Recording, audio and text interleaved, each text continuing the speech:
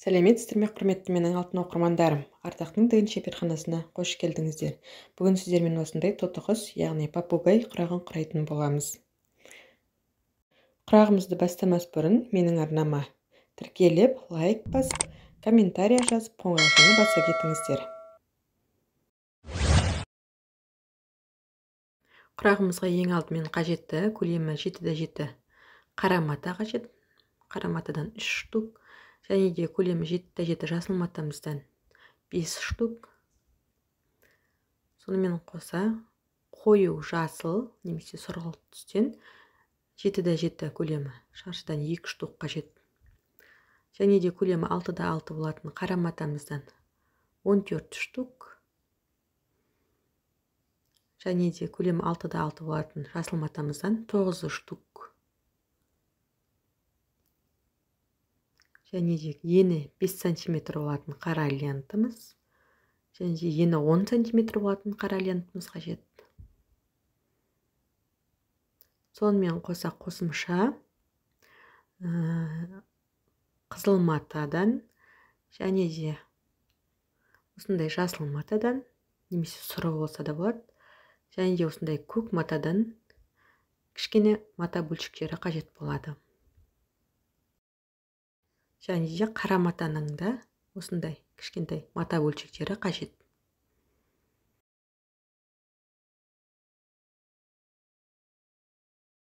Ең алдымен матамыз 7-7 болатын көлемі шаршыларымызды бір-біріне біріктіріп алатын боламыз. Дәл видеодағыдай.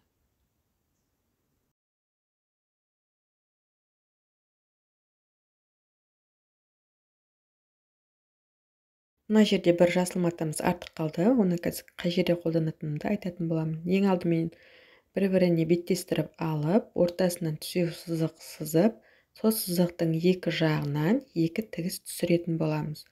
Және тігісімізді тігіп алып, ортасын қиып алатын боламыз. Дәл видеодағыдай.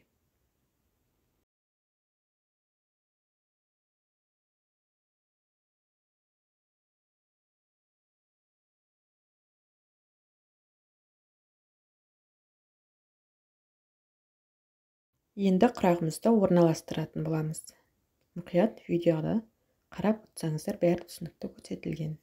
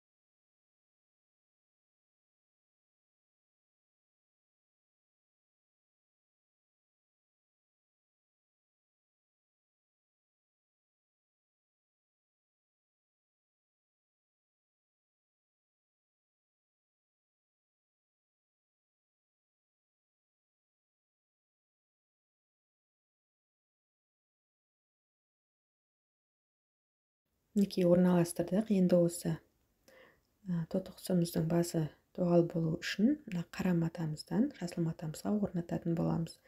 Қазір сіздерге асықпай басқы бөлігін алып, қай жерін қалай біріктіретінімізді сіздерге көрсететін боламын.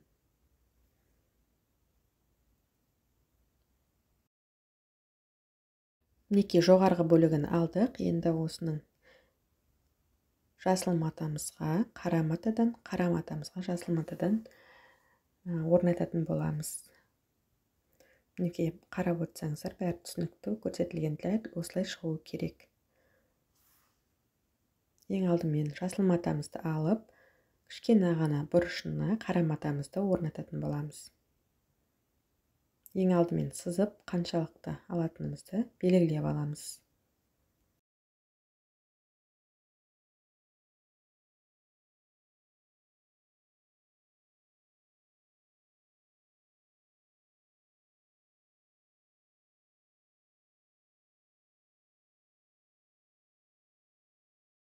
Тіккен кезде бір-бірін беттестірген уақытта қарама-қарсы орнатамыз. Дәл видеодағыдай.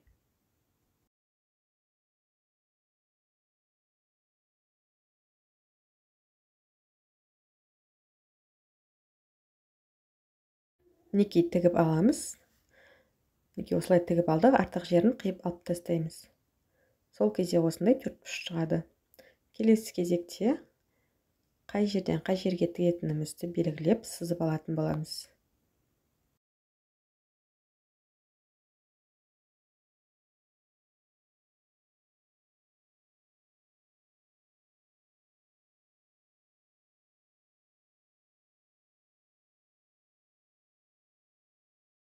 Және де сол сызылған сызық бойынша жасыл матамызды, сосын қара матамызды да тігіп шығатын боламыз. Мұқият қарап отырсаңыздар, бәрі түсінікті.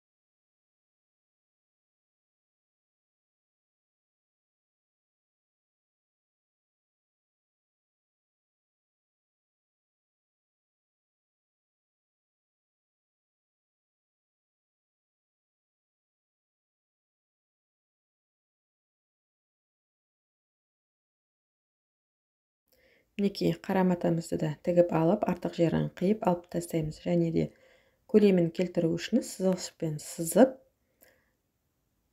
төртбұрыш қылып сызып аламыз, және де қайшымен қиып дұрыстайтын боламыз.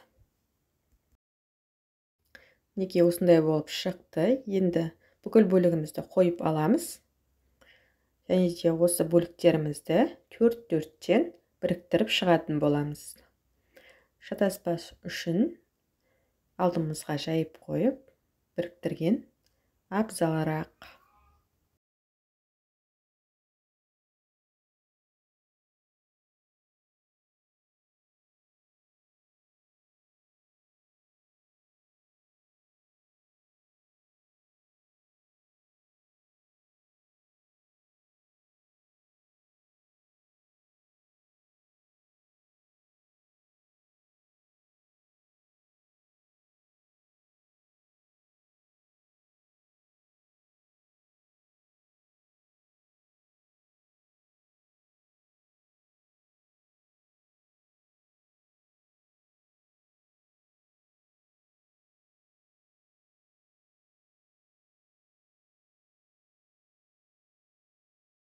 Мінекей осылай барлығын төрт-төрттен біріктіріп алатын боламыз.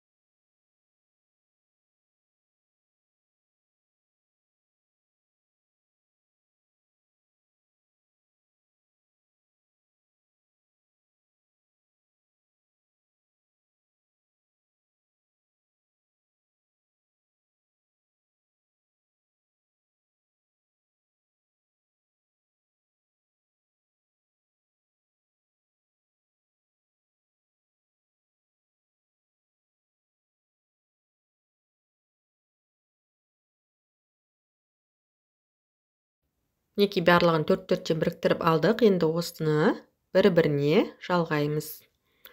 Егер менің видеом сіздерге ұнап жатса, маған тіркеліп, лайк басып, комментария жазып, қоңыраушаны басып кетіңіздер. Және де комментарияға қандай құрақ түрлері қажет, қандай құрақ түрлерін көргілеріңіз келеді, соны маған жаза кетіңіздер. Келесі видеода міндетті түрде шығаратын боламын.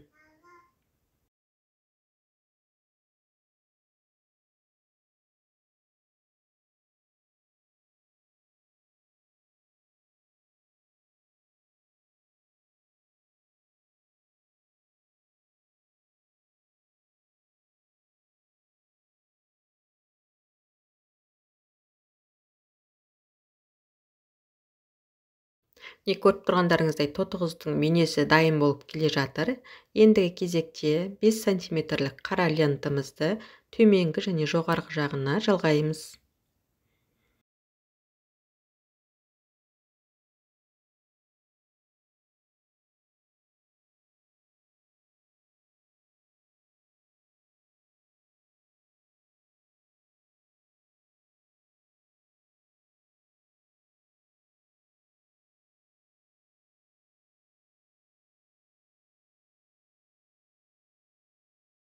Екі жанына 10 сантиметрлік қара лентамызды жалғайтын боламыз.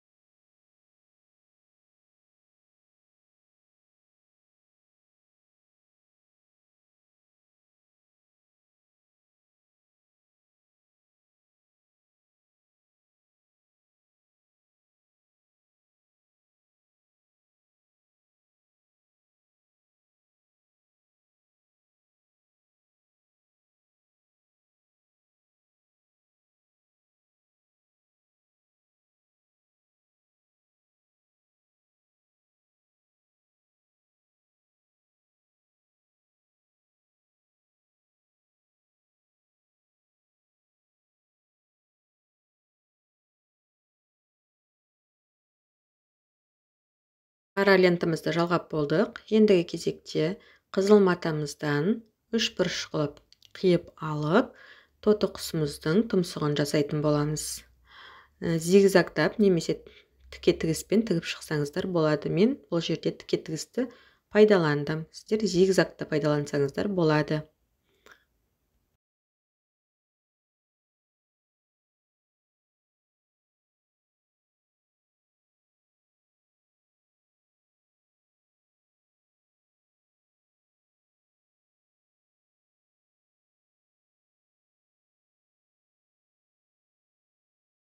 Ендігі кезекте көк матамыздан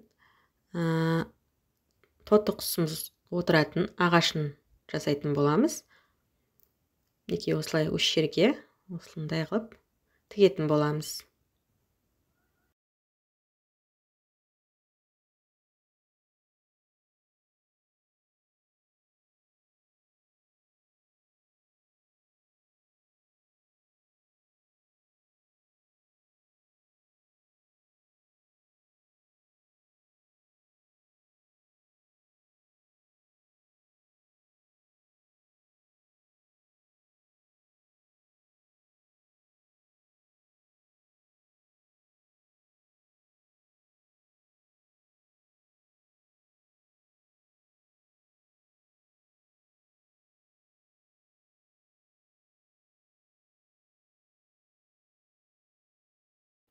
Ендігі кезекте тотықұсымыздың аяғын салатын боламыз. Мен қою жасыл матадан пайдаландым. Сіздер сұры мата болса, сұры матадан да пайдалансаңыздар болады. Екі матаны жіңішкелеп қиып алып, тотықұсымыздың аяғын жасайтын боламыз.